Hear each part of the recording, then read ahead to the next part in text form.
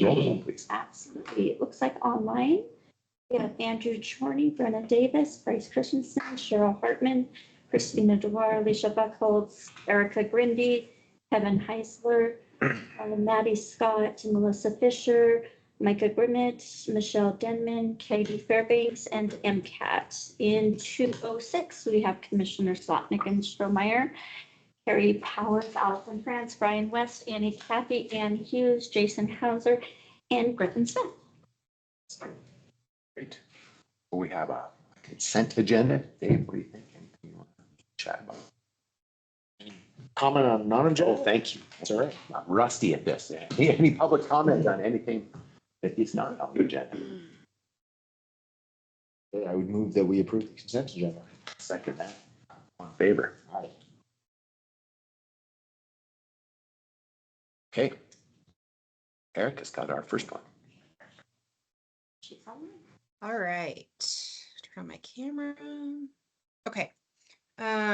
So both of the items I have for you on the agenda are settlement agreements, requesting that you authorize chair to sign those agreements on behalf of the commission. So the first involves a settlement with health department employees. This was a lawsuit filed as a class action under the named plaintiffs that are listed in that settlement agreement. The claims arise out of work performed during the COVID-19 pandemic.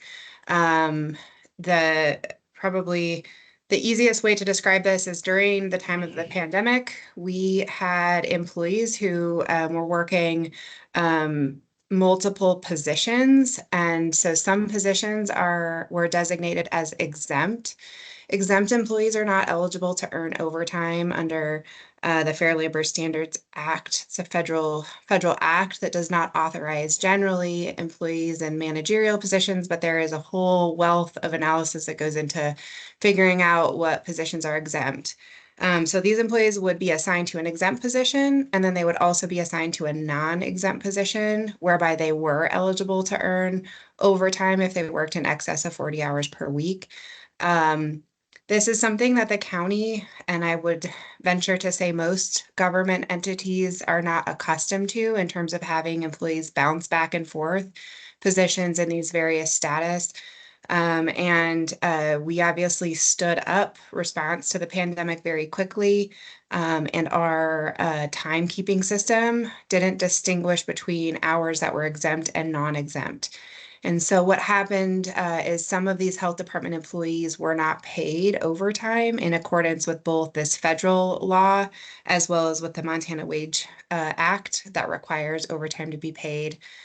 So the attorneys on behalf of health department employees in this class action brought litigation. We went to settlement conference and negotiated the settlement agreement that's before the commission today. The total amount that will be paid is $198,000. There is an addendum that describes exactly how that will be paid out to each employee, because this is lost wages. So it will be paid directly to those employees in accordance with the agreement before you.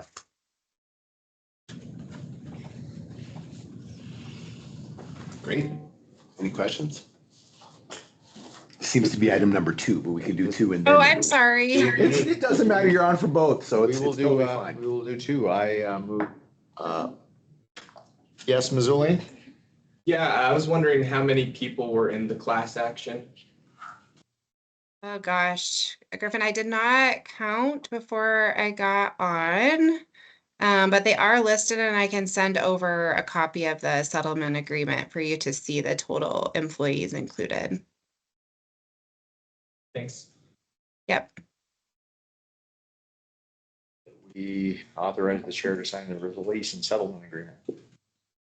Second that. All in favor? Or any comment? That's all right. Any other comment on this? Okay, all in favor? Okay, I guess item number 1 that I skipped over.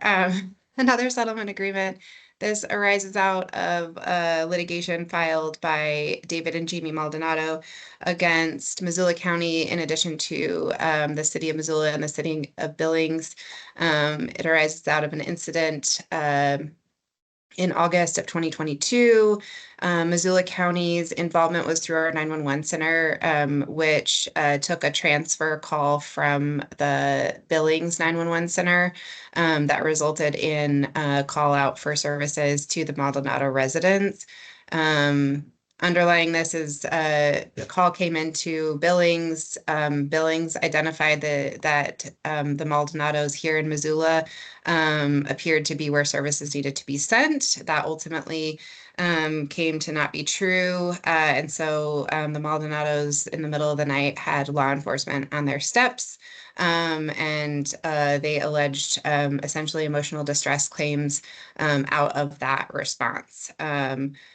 Missoula County, again, involvement was limited to our 911 center taking in the information from the city of Billings, then under their normal procedures, transferring that information off to emergency response services. All parties, so city of Billings, city of Missoula, Missoula County, and then of course the plaintiffs, the Maldonados, attended mediation. We were able to reach a settlement where Missoula County's portion of the settlement is $17,750. So recommendation would be to authorize again the chair to sign off on this settlement agreement.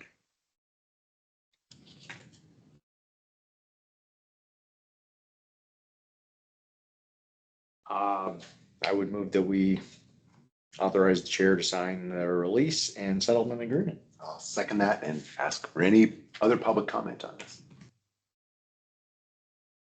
Yes? Sure. Yeah, you're on, man. You're the public today. Would anyone have any numbers on what the other agencies were paying into the settlement agreements, or are they separate agreements that are each signed off? Griffin, they are separate agreements, but we are all government entities, so I feel comfortable telling you that we all paid the same amount. Okay, thanks. All in favor? Aye. Aye. Okay, thanks. Any correspondence on to discussion items? With the letter that's on there, we did sign Letters. on June 3rd, this was just a notice. Okay. That's already been submitted. Yes. I got responses, but the receipts. Oh, there you are. There he is. Come on over. Hey, Hauser. How are you? We're in the journey. My favorite thing, puppets. Get nervous. How's everybody today? Good. It's okay. Look at that. You got some soldered. It's the ancient copper pipe. This is your detention center right there. Oh, man. It's Yeah. like, should be in the pipe museum. It's interesting, yeah. So When's that? When will that be from?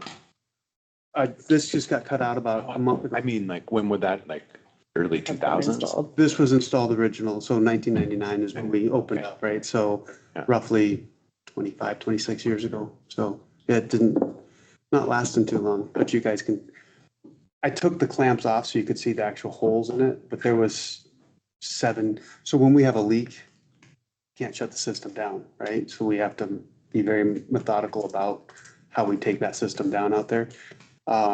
Major leaks, we have no choice, but when we can keep it running, so we take and we patch with rubber and clamps. Yep. And this had 7 or 8 clamps on it. Would Yeah. So it's definitely, you guys use any copper pipe? No. we're all we're PEX? replacing everything with PEX, yeah. You can feel inside, as a plumber, I get a little insight on it. When you cut this, you end up getting a berm. A burr is what we call it. You're supposed to ream it. Like here, it was reamed, but you can feel imperfections in the ream, and that causes the water to change the way it flows through the pipe, and that's what deteriorates the pipe. So that's what we're facing throughout the whole thing. It's just that. So I thought if you wanted to look No, at that's it. cool. I appreciate that. Yeah. I guess, which one do we start with? You want to finish with water or talk about water or? Yeah. However you want to do it. I'm nervous, so. I have no choices.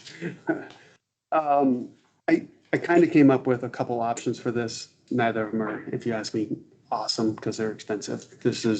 We've got miles and miles. Wow. We've replaced in department now, and we do it. So I'll start with, we are currently and have been since I've been here, not consistently, but periodically, we've been replacing pipe, and we've replaced probably about 1.5 to 2 miles of pipe out there already. And we're probably 10% of what we need to get done out there. 10%. Yeah. Wow. And it's come back to life because it's getting worse and worse. We had a couple floods this weekend. We're probably averaging, on an average year, we're averaging close to 500 hours of overtime just for water leaks at the detention center. So we get a call in at night, we get a call in during the day, we get those add up to 500 to 600 hours a year of my staff directly related to holes in the pipe. So the flooding over the weekend, was it related to similar issues? We had two. One was sprinkler system outside, which is unusual, broke underground, which there should be no reason it breaks, but it did. And so I was out this weekend to fix that. Can we blame it on the city of Missoula? It's our private well. Doesn't mean we can't fly. I think given our earlier conversation, it's the city Billings. Billings. Billings 911. That's it. But that was a sprinkler line, a 3-inch line had broken on it. 3-inch line. Yeah, we have a Wow. pretty robust. That's a ton Yeah. of water. It's a ton of water. And Holy cow. they found the leak outside when it came in the day rec room. So That's so much. that's a ton of water. When you're talking 3-inch pipe, yeah, it throws out a lot of water. But then we had a couple other pinhole leaks that had show up. And the hard part out there is all of our lids are fire lids out there. So we have 2 layers of 5/8 sheetrock for fire and then a layer of acoustic tile. So by the time we see a leak out there, it's typically gone through almost 1.5 inches of material before we see it. And so we did an air quality test out there, and thankfully it came back as we're not in any danger at this point, but there are definite areas of high concern for the potential for mold growth. And again, until we start removing sealing and looking at what we have up there, we won't know true extent of all of it is. So my recommendation is we can do 2 different things. So 2 options. One would be set aside a large chunk of change every year, a large amount of money, which is I'm requesting like 500, like a lot, like 500,000 a year for the next 10 years to do nothing but develop scopes of work, repair it, and move on. And then every year just revolve. It's a $5 million project. Minimum. Yeah, it's expensive. We replaced about 80 feet of piping. It was 4 lines. It was above the indoor rec room.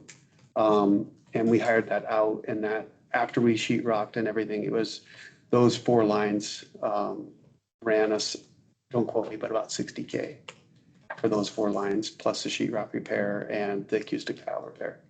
So it's expensive. We're talking anywhere from 1/2-inch lines. This is a 1-inch line, anywhere from 1/2 inch to we have 3-inch line out there. So some pretty substantial water piping out there. So the other option would be to hire 2 full-time plumbers and have them work 3 days a week on it, and it would probably still take a couple of years to get it done. And this is just all they would do. They would do that, and then the beauty of 2 days a week, they'd be doing other stuff. yeah, so we did we wouldn't be taking on like the full HVAC, but the project we just did at the sheriff's office, the plumbing portion of that, which was a roughly $30,000 scope. That would have been something those guys would have been able to handle in-house easily. Small things like that. I wouldn't, the T-sauce, when we go to set the Johnson Street buildings on those foundations, repiping underneath there, that could be done by in-staff plumbers. Projects like that, we could keep them very, very busy. It's just a matter of if we can, the hard part is we find this everywhere in the county, right? Putting enough wage on to get somebody qualified to come in too. So what I felt with my request, which would be estimating basically $350,000 a year, $100,000 of that being nothing but sold materials.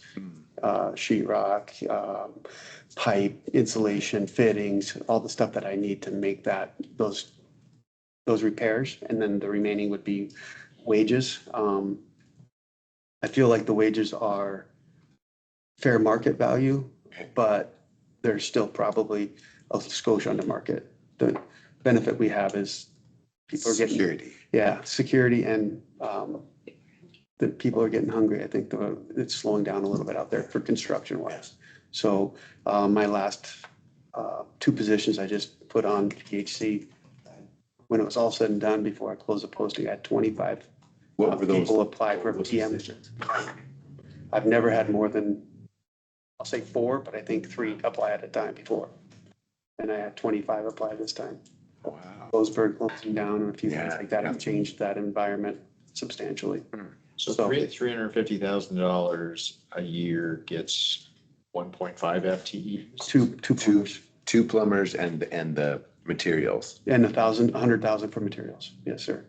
So is this, what I'm looking at here different? I'm seeing a 0.5 FTE. So you're seeing multiple options there. That 0.5 would be, I'm hoping to gather Maddie and bring her in full-time into my department for an admin, upgrading to a full-time admin rather than splitting one with you guys.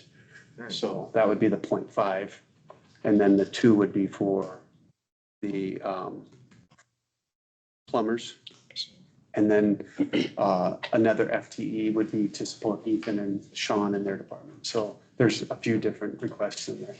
Kind of came a lot real quick. And the detention center one, sounds like if I understood right, there's 2 options. Yep. One is the 500,000 a year for And so we take like Jess, 10 years. Sean and Ethan, and we develop scopes. Okay. And then we just put It's them out to contracted market, out. Contracted out. Then the other option is 2 plumbers and we buy the gear Yeah. and the supplies and we just do it. And over- And that would complete it in 5 years or? I guess it's going to be 5 years for those, or no, I'm sorry, public market would be probably 5 years. With our guys, I think because we can dedicate 2 to 3 years, days at a time, I'm going to guess 2 to 3 years with in-house. Okay, and we Yeah. have enough work to keep those folks going beyond that period of time. Yeah, it was like, I think it's similar to Larry and Steve, our electricians right now, when that first started. How do you use them? And there's always an app, there's always a place for them. We could have used them at health department during the HVAC remodel for some stuff that's been added to that. There's always a point and a place for them. So, yeah, as a plumber, I don't see an issue of keeping plumbers busy. So, yeah. Great. Yeah. So of those 2 options, is one of them more, I'm just guessing that having 2 more folks on staff would be more preferable. Truthfully, I think I would be totally fine managing a couple more people, especially plumbers. I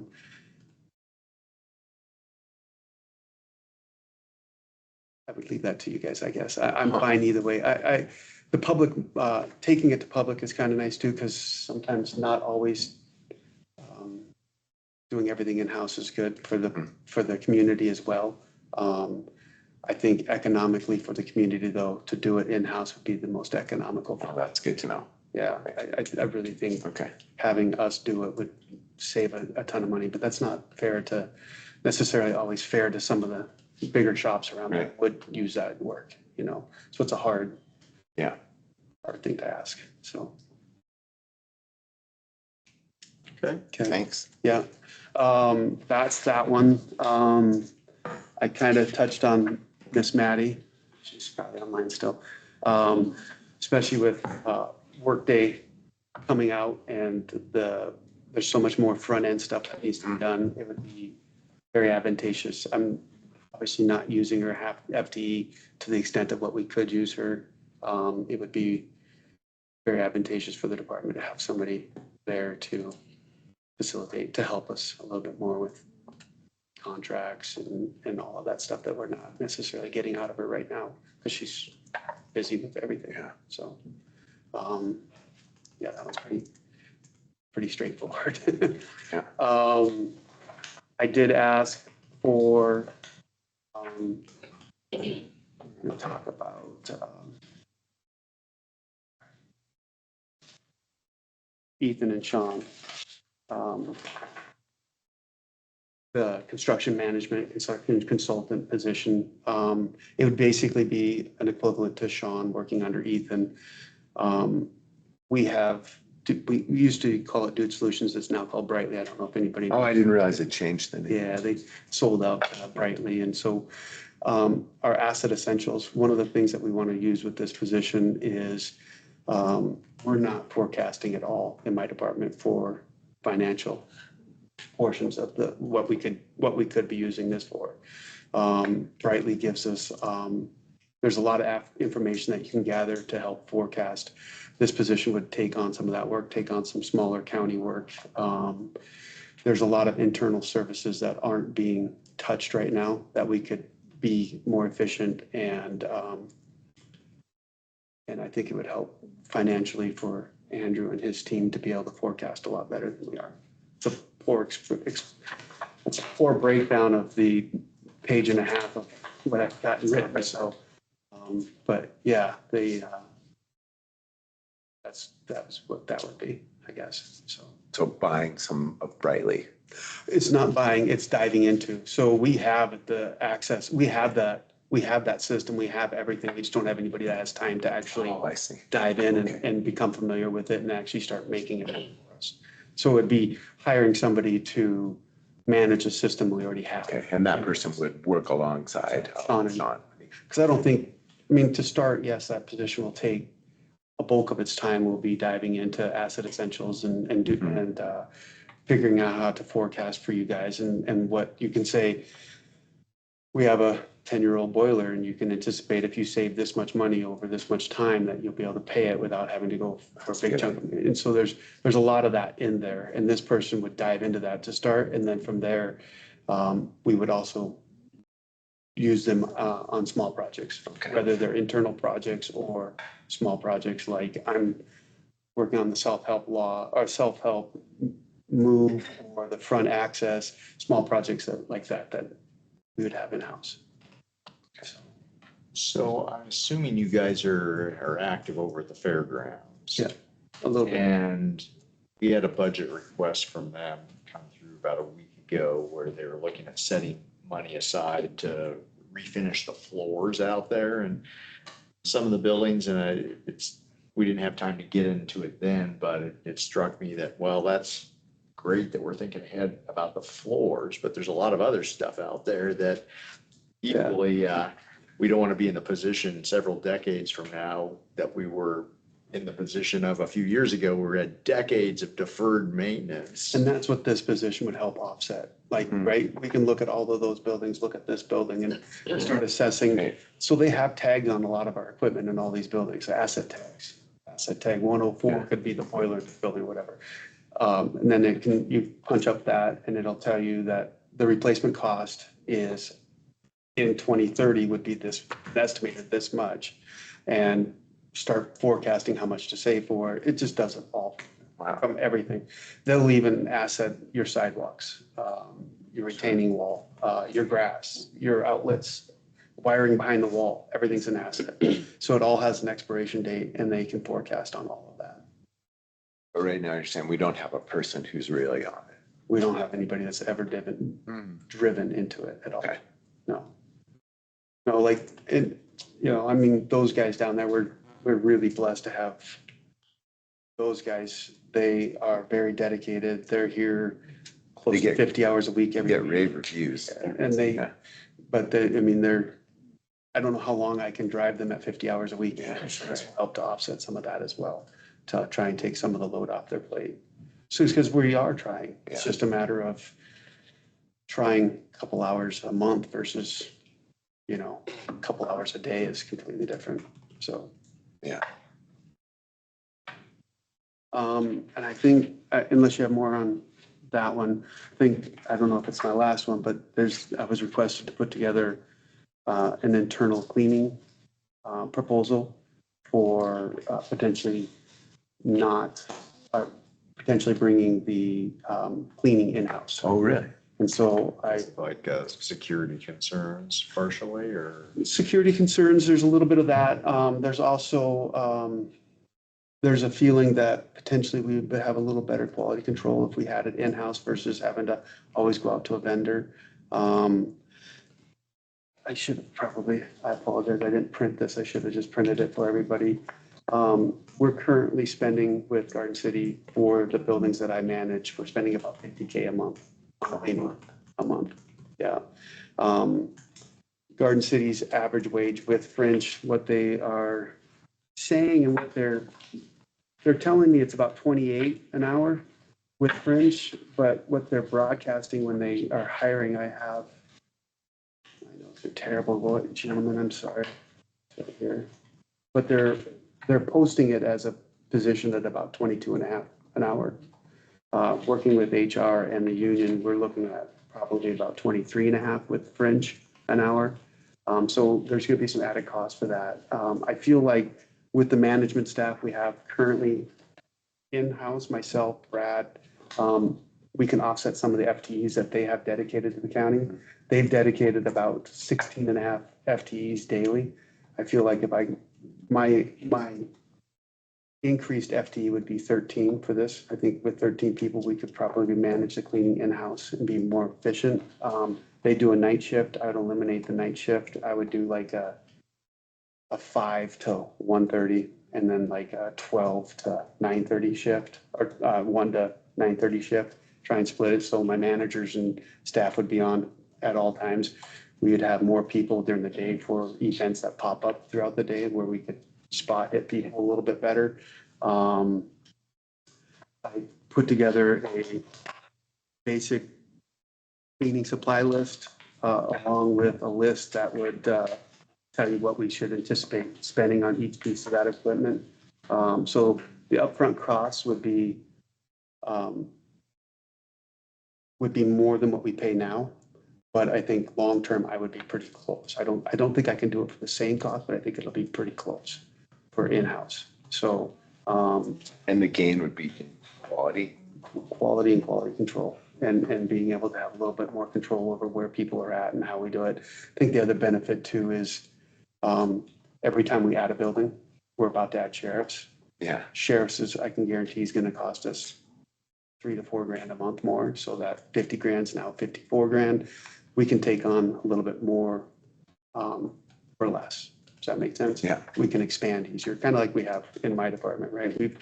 The department itself has grown, but we haven't necessarily, outside of maybe one FTE for building maintenance, but we've taken on like RMGC, elections, some stuff at the fairgrounds, helping more out at Larchmont, helping more out at the Fort Missoula. Yeah. We're spreading those people and getting more out of it. And I feel like with the cleaning services, we would have that opportunity. Okay. So. Great. It's a good explanation. Good. Thanks for thinking about all these things. People yell at me and I do. Oh. I'm just kidding. I never get yelled at. Yell at anyone. Yell at you. Yeah. No, this is an awesome place to be. I just get nervous and Oh, you did great. This is good stuff. make humor out of it. I like it. And by the way, thank you for getting our windows cleaned a few weeks. Oh, yeah. That was really nice. Yeah, Yeah. I've got to get on more of a annual spring fall schedule. It made such a difference. Yeah, it just takes time to realize what all needs to be done. There's so much. Yeah. Bringing on that full-time admin would help you with that. I hate to say it, but Say that again, I'm sorry. bringing on that full-time admin would help you with that. I hate Yeah. to say that. Maddie's very organized and she's been a blessing for the last year and a half that I've had her for halftime. So Great. yeah, she's organized and keeps great notes and I think the newsletter a few months back said Maddie keeps me in line and that's not an understatement. Dead truth there. So. Who's doing the building code piece? Kevin must be online. Oh, there's. Thanks a lot. Thank Jason. you, Jason. Thank you. Work. There we go. Yes, so I'm requesting good morning, everyone. I'm requesting a $30,000 increase in my contracted service budget for third-party plan review. For those of you that don't know, we currently have 2 contracts for third-party plan review.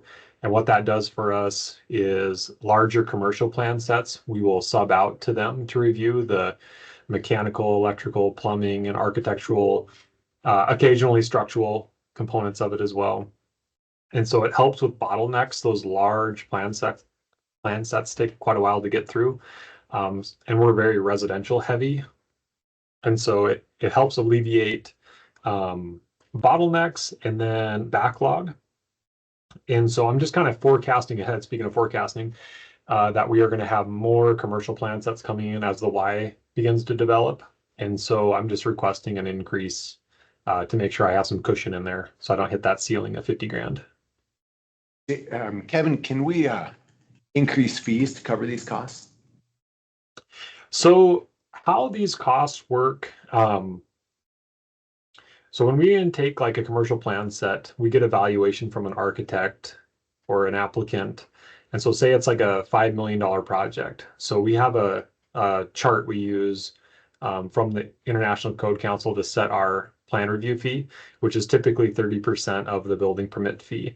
And what we've run into is the cost that our primary plan reviewer that we use, Bureau Veritas, what they're charging is substantially less than actually what our plan review fee is. So we're not losing money on this, and it doesn't get passed along to the applicant. That, like, we don't add Bureau Veritas charge onto the already set plan review fee, if that makes sense.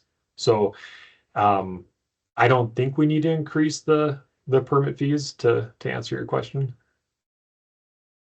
I was just looking for other sources of money to pay for this. So you feel like if we did if we did have an increase on the permit review fees to cover this, that would lift level those fees beyond what would be reasonable? Agreed. Yeah, that's what I think. Yeah. And we don't even, in the building division, we run pretty lean. We don't have a full-time plans examiner. I have like a little less than a 3/4 dedicated plans examiner. One of the many hats that I wear, I do it when I can. And then I'm building my bench out here. So I've got a couple inspectors that are now residential plans examiners. So, and I'll continue just to develop them and get them into the commercial side of things as well. So, down the road here, I plan on requesting an FTE for a full-time plans examiner, but for the time being, we can continue to run fairly lean just in case things slow down. And with this money, we only spend it if we use it. Exactly. Yeah. It's not a for sure 80,000 that's going to be going to a third-party plan reviewer. It's just a number to have in there in case we need to utilize their services more. How did we do last year? We were getting pretty close to hitting the ceiling of 50 grand. Okay. And I like what you're saying about forecasting for more commercial at the Y.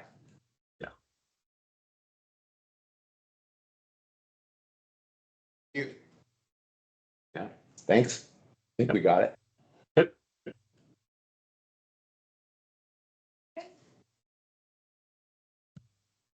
Griffin, any questions? Thanks, Kevin. Yep, you bet. I think we're done. Thanks, everybody. Thank you.